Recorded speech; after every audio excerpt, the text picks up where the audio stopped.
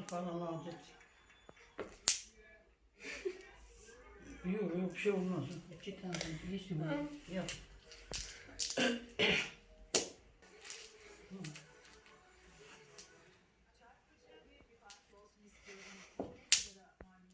Evet arkadaşlar, bugünkü röportajımıza başlıyoruz. Ben Zeynep, bu da kameraman arkadaşım Elif. Şimdi bir tane hanımefendiyle röportajımıza başlayacağız. Hanımefendi, adınız nedir? Haydi insan. Koronavirüsten dolayı dışarı çıkıyor musunuz? Biz çocuklara yasak olduğu için çıkmıyoruz. Bizim ihtiyacımız olduğunda annemiz ve babamız çıkıp bize ihtiyaçlarımızı alıyor. Evde zamanınızı nasıl geçiyorsunuz? Evde satranç oynayarak, ders çalışarak, kitap okuyarak gibi şeylerle geçiriyoruz. Veya yarışmak var. Son sözünüz nedir? Evde kal Türkiye, hayat hevesi var. Evet arkadaşlar, size sağlıklı bir gün diliyorum. Lütfen evden çıkmayın. Ve bugünkü röportajımız sona ermiştir. Herkese sağlıklı günler diliyorum. Görüşürüz. Aman dikkat diyelim. Özellikle ebeveynlerimize. Çünkü görülmeyen bir tehlike teknoloji bağımlılığı. Önceleri önemsemiyoruz. Sadece bizler de nasılsa yapıyoruz. Çocuklarımızın yapmasına herhangi bir sakınca yok diyoruz ama maalesef görülmeyen bir tehlikeyi kendimiz tetiklemiş oluyoruz. Biz malumunuz koronavirüs sürecinde hepimiz evlerdeyiz. Kendimizi elimizden geldiğince izole ediyoruz ama çocuklarımızla geçireceğimiz bu zaman dilimini iyi ayarlamak lazım. Sadece çocuklar sussun diye telefon, tablet ve televizyon verilip bir kenara atılmamalıdırlar. Bizim kendi kodlarımızı olan, kültürümüze var olan geleneklerimiz var. Bunların bence şu an tam zamanı. Bunların ne olduğuna ufak bir değinmek gerekirse son dönemde de meydana gelen o bazı oyunlarımız var. Özellikle de tavsiye edilen bu konuda Milli Eğitim Bakanlığı'nın da yaptığı çalışmaları var. Akıl ve zeka oyunları gibi birçok öğrencimizin şu an haşır neşir olduğu oyun alanlarımız var. Bunlarla da oynayabilirler. Bunlardan önce bizim çocukluğumuzdan bugüne getirdiğimiz geleneksel kendi kültürümüze, kendi yöremize ait olan evde telefon, televizyon ve tabletten önce de oynadığımız çok güzel oyunlarımız vardı. Bunların da değerlendirilmesi gerektiğine inanıyorum. Çünkü bizler sürekli öğrencilerimizi, çocuklarımızı, evlatlarımızı telefonun ve teknolojinin tuzağına itiyoruz kendimiz bile bile. Bu yanlış anlaşılmasın. Biz şunu söylemiyoruz. Kesinlikle teknoloji kullanılmamalıdır demiyoruz. Teknoloji yerinde, zamanında ve ölçülü kullanmalıdır.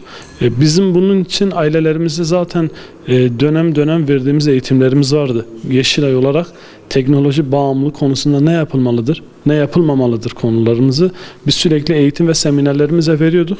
Lütfen çocuklarımızı telefonun, tabletin ve televizyonun önüne iterek onlarda büyük bir hayal kırıklığını oluşturmayalım. Onlarla mümkün mertebe kendimiz iletişim kuralım.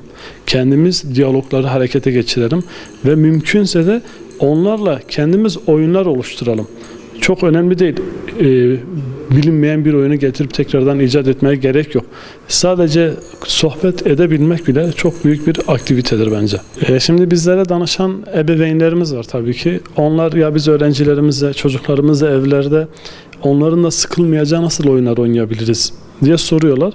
Dediğim gibi çocuklarımızın kendi kişisel özelliklerine göre bu konuyu değerlendirmek lazım.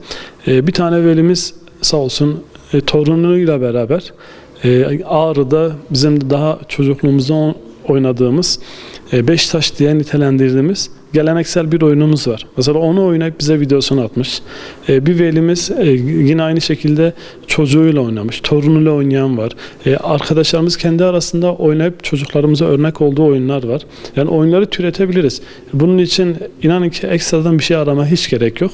Sadece diyalog kanallarını açsınlar.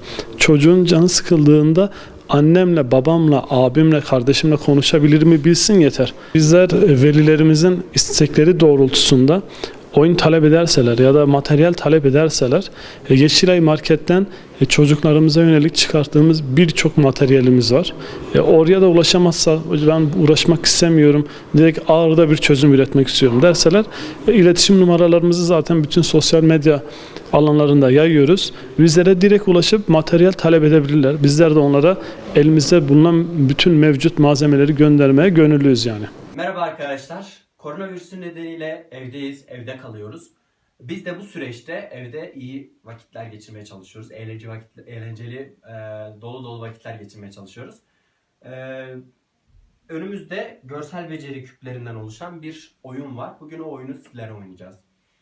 Kubis, bunun nasıl oynandığından bahsetmek istiyorum sizlere. En fazla 4, en az 2 kişiyle oynanan bir oyundur. 4 farklı tepsi ve 4 farklı renklerden oluşan küplerimiz vardır. Hemen herkes birer tepsi alsın.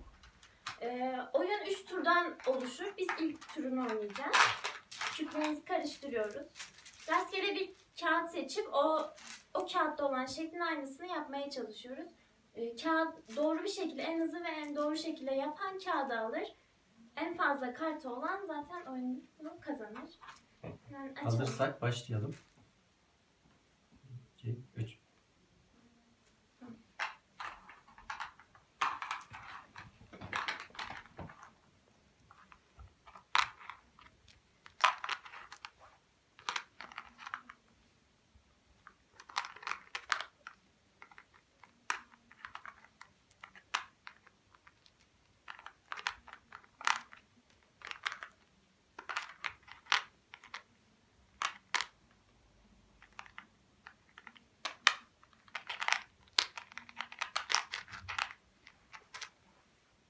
Kubis.